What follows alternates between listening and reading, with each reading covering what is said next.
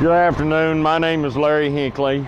I'm Senior Technical Advisor with Delco Cleaning Systems of Fort Worth. Today we're going to cover the Delco truck foamer. When you first receive it, it'll be in a box and it'll need some small amount of assembly, but very little. It will come to you pre-tested and pretty much pre-adjusted. It'll just be ready for you to mix your chemical, uncurl your chemical feed line, and drop it in to your chemical feed bucket or container as you choose. The blue line you see here is your foam line going to the gun. You'll note that it has a trigger gun on it and a barb on the end. This is to keep you from having to use a long wand to reach the top. You'll see once we get started how I can blow foam all the way to the top of this truck quite easily. First thing I want to do is familiarize you with your airline hookup. You have a ball valve that's on-off. When you're not using the system, turn it to the off position. This adjustment here on top is for adjusting the wetness of your foam. As I told you, it'll come to you pretty much preset, but at some point I know you're going to want to adjust it. When you do, if you get it out of adjustment, just play with it until you get it back. It won't be that difficult. When you get the foam the way you want to see it, you'll know you got it right. As I mentioned earlier, that's an air hookup. Air drives the pump and helps to make the foam that's generated by this unit. You've got several choices about where you can get that air from, but as I told you at the beginning of this video, this is a truck foamer. So we're going to get the air from the truck. If you'll follow me over here,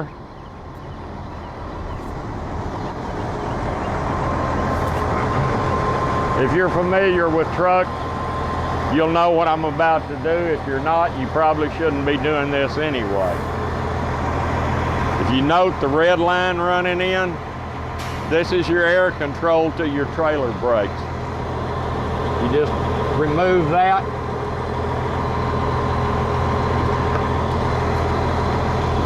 Flip it over here.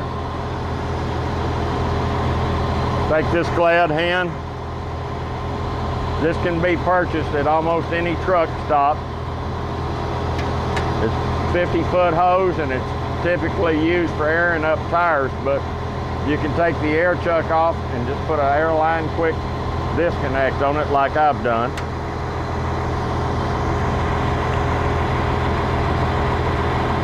Just slip them together and twist. They're locked into position.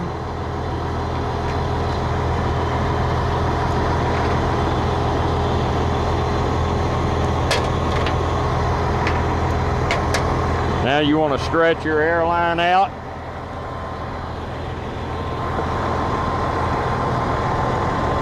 I'll turn the air on in just a minute once I get the airline stretched out.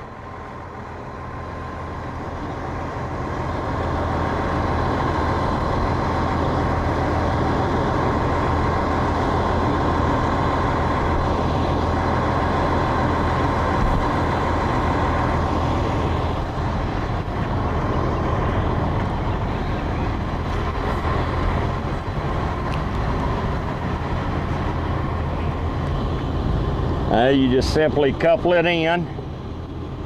Don't turn your air on yet. I'm going back to the truck to turn the air on. All right, turn your air on. You just push on this red palm button here. That supplies air to your foamer. Now to make foam, we're using super surfactant R1420.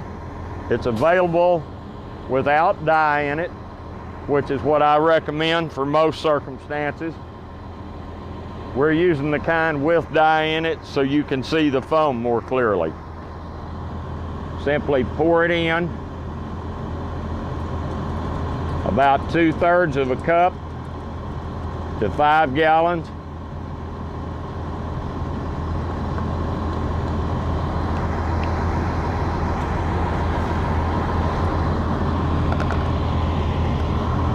Just slosh it around a little bit to be sure you got a pretty good mixture in there.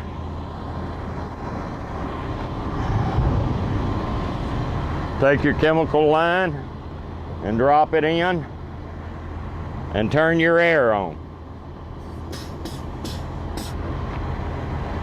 You hear the air pump cycling. You notice immediately it started pulling the liquid up in there.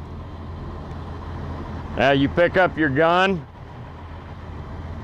Never point this gun towards anybody.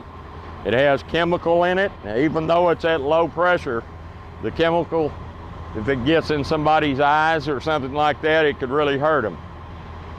So never do that. When you first want to get started, just squeeze it.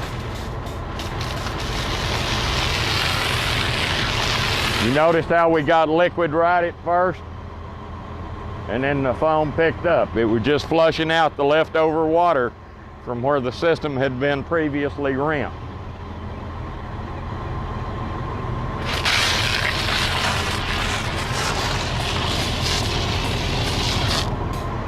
Now, as I was telling you earlier, I pointed out that you could get by with a short one because we've upped the pressure by putting this smaller 0-degree type barb on there.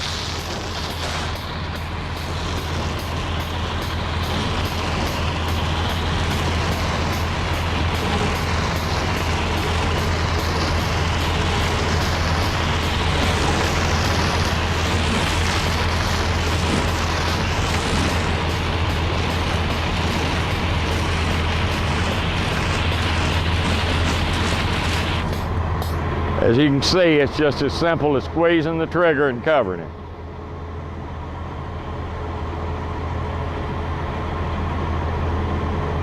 You're getting your dwell time, whereas if that were liquid, it would just run straight off the minute it hit. Today, our temperature is over 100 degrees, so this foam is going to start to settle and run off a whole lot faster. On a cooler day, it'll hold better.